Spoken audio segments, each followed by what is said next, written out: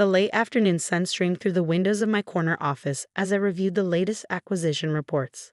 Stellar Solutions had just secured another major contract, one that used to belong to Morgan Industries, my ex-husband's company. My phone buzzed.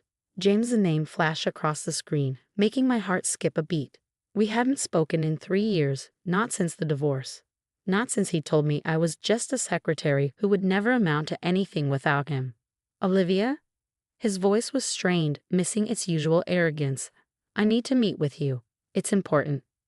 My name is Olivia Chen, and at 42, I built something James Morgan never thought I could, a technology consulting firm that was revolutionizing the industry, the same industry where his company was now struggling to survive. James, I kept my voice neutral. This is unexpected. Please, he said, the words sounding foreign from him. Just one meeting. The Plaza Hotel, tomorrow at noon. I glanced at my calendar, already knowing it was clear. I've been expecting this call for weeks, watching Morgan Industries' stock price plummet. Fine, 1 hour. After hanging up, I called my CFO and closest friend, Sarah Mitchell. He finally called. About time, she replied. The latest reports show Morgan Industries lost 40% of their market share this quarter. Most of it to us. I smiled, remembering how this all started. 3 years ago, I was indeed James's secretary, and his wife. For 15 years, I'd supported his dreams, organized his meetings, smoothed over his mistakes, all while taking night classes in business and technology, building skills he never knew about. Then came the Ashley incident. I'd found the emails by accident while organizing his desktop, messages to his 25-year-old marketing director, full of promises and plans. Plans that included divorcing his dead-weight wife who was holding him back. You've never understood business, Olivia, he'd sneered when I confronted him. You're just a secretary. That's all you'll ever be. The divorce was quick. James was so confident in my insignificance that he didn't even fight my request for my savings and investment account. Money I'd been quietly setting aside for years, preparing for a future he couldn't imagine. Should I prepare the quarterly reports for tomorrow's meeting? Sarah's voice brought me back to the present. Yes, I said, and bring the Morrison contract details. James doesn't know we landed that one yet. The Morrison contract had been Morgan Industries' biggest account for a decade, until last week when they switched to Stellar Solutions, my company. The next day, I arrived at the Plaza Hotel 15 minutes early, choosing a quiet table with a view of the park. James walked in at exactly noon, looking older than his 45 years. His designer suit couldn't hide the worry lines around his eyes. Olivia, he said, sitting down. You look different. I was different. Gone was the meek secretary in sensible shoes. Today I wore a tailored Channel suit and Louboutins, success evident in every detail. What do you want, James? He shifted uncomfortably, pride warring with desperation. I'm sure you've heard about Morgan Industries' recent challenges. I try to stay informed about market conditions, I replied mildly, sipping my water. We're losing clients, he admitted. Major accounts that we've had for years. The board is talking about replacing me. He paused, the words clearly painful, I need your help. I raised an eyebrow. My help? I'm just a secretary, remember? His face flushed. I was wrong to say that. You were always more than that. The truth is, no one understood our operations like you did.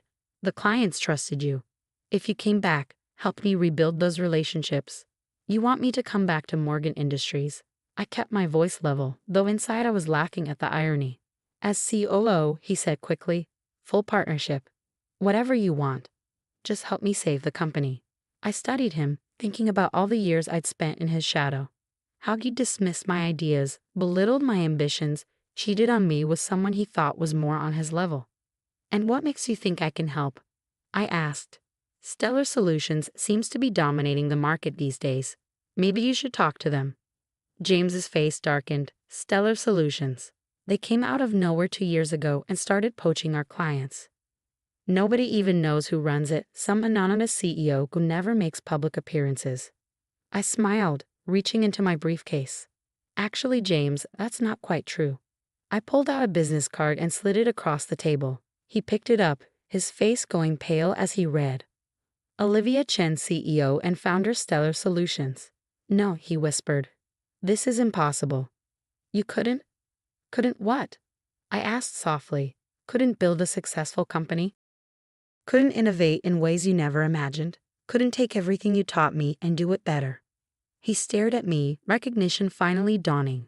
The Morrison contract, the new software platform, the client migrations. It was all you. I nodded, enjoying the shock on his face. Turns out I understand business quite well. And now you want my help saving the company that you once said I wasn't qualified to work for. Olivia, please, he leaned forward, desperation clear in his voice. I know I treated you terribly. I know I underestimated you. But people's jobs are at stake. The company my father built. The company you ran into the ground. I corrected him. While chasing younger women and ignoring innovation. His face hardened. So this is revenge. You built all this just to destroy me? I stood up, gathering my things. No, James. I built this because I could. Because while you were busy underestimating me, I was learning, growing, preparing. Your company's failure isn't my revenge. It's simply the market recognizing superior service and innovation. Wait, he called as I turned to leave. What am I supposed to do? I paused, looking back at him. You wanted to meet to discuss terms. Here they are. Stellar Solutions will consider acquiring Morgan Industries at a fair market price, which given your current situation isn't much. You'll step down naturally. You want me to sell you my company? His voice cracked with disbelief. No, James. I want you to face the consequences of your choices. But I'm offering you a way to protect your employees and your father's legacy. Think about it. As I walked out of the Plaza Hotel, my phone buzzed with a text from Sarah. How did it go? I smiled, stepping into my waiting car. Prepare the acquisition paperwork. James Morgan just learned what a secretary can do. The next morning, I arrived at Stellar Solutions headquarters earlier than usual. The modern glass building reflected the rising sun, a far cry from Morgan Industries' aging offices across town. Sarah was waiting in my office, acquisition documents spread across the conference table. The numbers just came in, she said, handing me a tablet. Morgan Industries stock dropped another 15% overnight. Word about James seeking a buyer must have leaked. I scrolled through the financial reports, noting how far his company had fallen. What's their current market value? About a quarter of what it was 3 years ago, Sarah replied, a hint of satisfaction in her voice. We could buy them for less than what you got in the divorce settlement. The irony wasn't lost on me. James had been so eager to end our marriage quickly, to start his new life with Ashley, that he'd barely glanced at the settlement terms. He never questioned why I only wanted my personal savings and investment account, never wondered what I planned to do with it. My phone buzzed, a message from James. We need to talk. Coming to your office. I showed the message to Sarah, who raised an eyebrow. Want me to have security turn him away? No, I said, settling behind my desk. Let him come. It's time he saw exactly what I've built. 20 minutes later, my assistant's voice came through the intercom. Ms. Chen, Mr. Morgan is here. Send him in. James walked into my office, stopping short as he took in the space. The view of the city, the elegant modern furniture, the wall of industry awards, everything screamed success and power.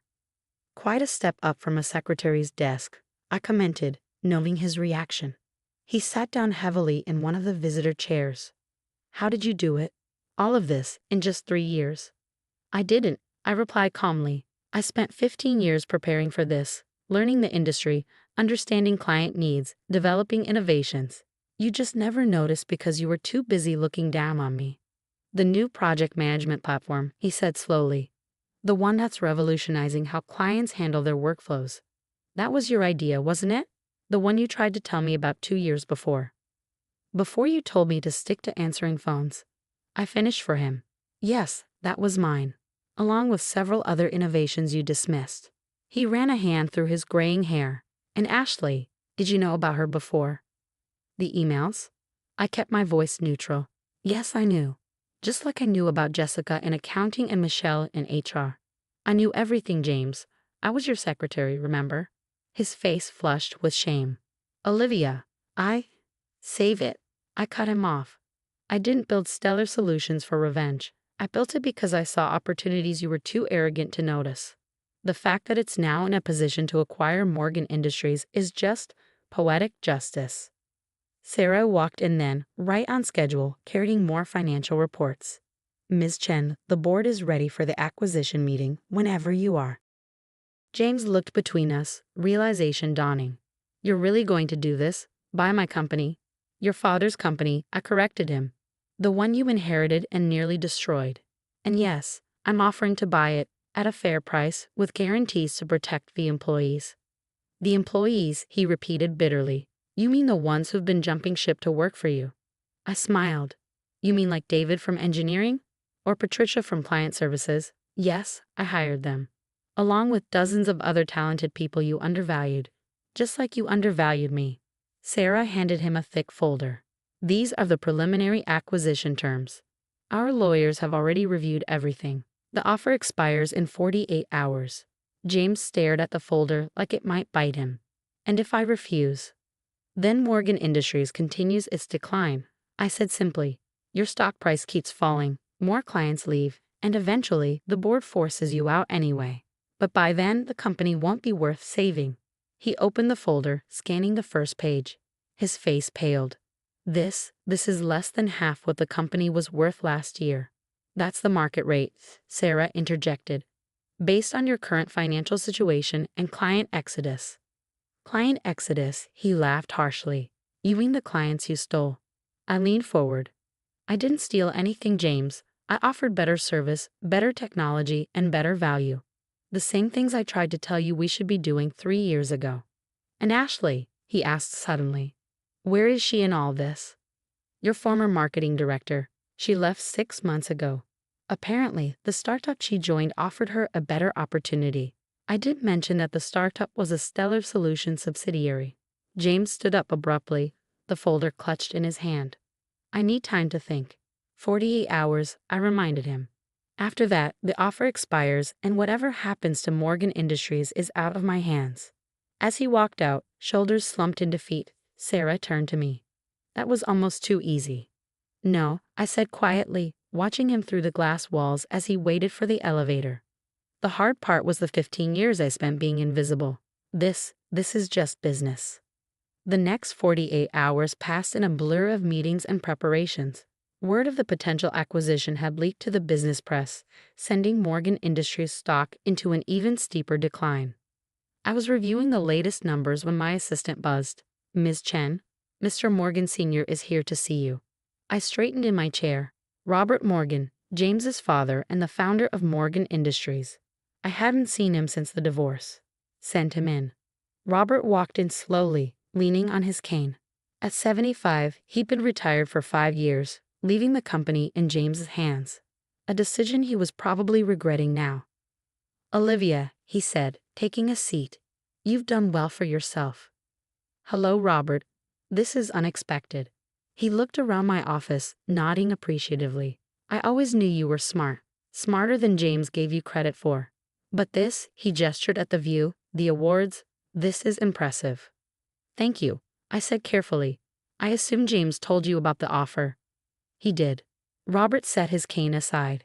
He also told me about Ashley, about how he treated you. I wanted to apologize. I blinked, surprised. You don't owe me an apology, Robert. Yes, I do, he insisted. I saw how he was changing, becoming arrogant, taking you for granted. I should have said something. I studied the old man's face, seeing genuine regret there. Robert had always been kind to me, treating me more like a daughter than an employee. What James did or didn't do isn't your fault, I said gently. We all make our own choices. Yes, he agreed, we do. And now I need to make one more. He pulled out the acquisition paperwork, signed and notarized. As majority shareholder, I'm accepting your offer. I stared at the documents. Does James know? He does now. I just came from telling him. Robert's hands trembled slightly as he set the papers on my desk. The company I built, it deserves better than what it's become. You can save it, make it something worthwhile again. Just then, my phone buzzed with an urgent message from security. Miss Chen, Mr. James Morgan is on his way up. He seems agitated. Robert sighed. I was afraid of this. Moments later, James burst into my office, his face red with anger. You went behind my back? To my own father. I didn't, I said calmly. Robert came to me. The board meets in an hour, Robert cut in. They'll approve the sale. It's done, son. James turned on his father. How could you? This company was my inheritance. An inheritance you squandered, Robert replied sharply. You inherited my company, but none of my values. Olivia built something remarkable while you were busy destroying what I spent 40 years creating. I watched the interplay between father and son, remembering all the times James had bragged about his birthright, his destiny to lead Morgan Industries. Security is on their way up, Sarah announced from the doorway. That won't be necessary, I said, standing. James is leaving. Aren't you, James? He looked between his father and me, defeat finally settling over his features. What am I supposed to do now? Start over, I suggested. Build something of your own instead of relying on inheritance. That's what I did. Later that evening, after all the papers were signed and the press releases drafted, I sat in my office looking at an old photo. It was from my early days at Morgan Industries, me at my secretary's desk, smiling up at the camera. James stood behind me, looking every bit the successful executive. Sarah knocked gently on my door. First round of transition starts tomorrow. You ready? I put the photo away. More than ready. How many Morgan employees have applied to stay on? Almost 80%, she replied. Turns out a lot of them are excited to work for you. They've seen what we've built here. The integration of Morgan Industries into Stellar Solutions took 6 months. We kept most of the employees, implementing the innovations and improvements I'd envisioned years ago. The company's value doubled within the first year. James moved to Florida, using his portion of the sale to start a small consulting firm. Last I heard, he was doing moderate business, nothing spectacular. Ashley had moved on to another startup, and Robert occasionally sent me emails checking on the company's progress. 1 year after the acquisition, I stood on the stage at the Industry Leadership Awards, accepting Company of the Year. Looking out at the audience, my employees, both old and new, working together seamlessly, I felt a sense of completion. Success isn't about inheritance or birthright, I said in my acceptance speech. It's about vision, determination, and the courage to believe in yourself even when others don't. Sometimes the biggest obstacles become our greatest opportunities if we're brave enough to see them that way. Later that night, I received an unexpected email from James. I finally understand what you tried to tell me all those years ago. About innovation, about valuing people, about really seeing them. I'm sorry I was too blind to learn from you then. Congratulations on the award. You earned it. I didn't reply. Some chapters are better left closed. The next morning, I walked into Stellar Solutions headquarters, now twice the size it had been before the acquisition. The lobby displayed both companies' histories, including a photo of Robert Morgan founding his company 45 years ago. Ms. Chen, my assistant, caught up with me at the elevator. The new technology team has finished the prototype you asked for, the one based on your original proposal from 3 years ago. I smiled, remembering how James had dismissed that same proposal. Schedule a demonstration for tomorrow. Let's show everyone what happens when good ideas find the right home. As I settled into my office, I looked out at the city skyline.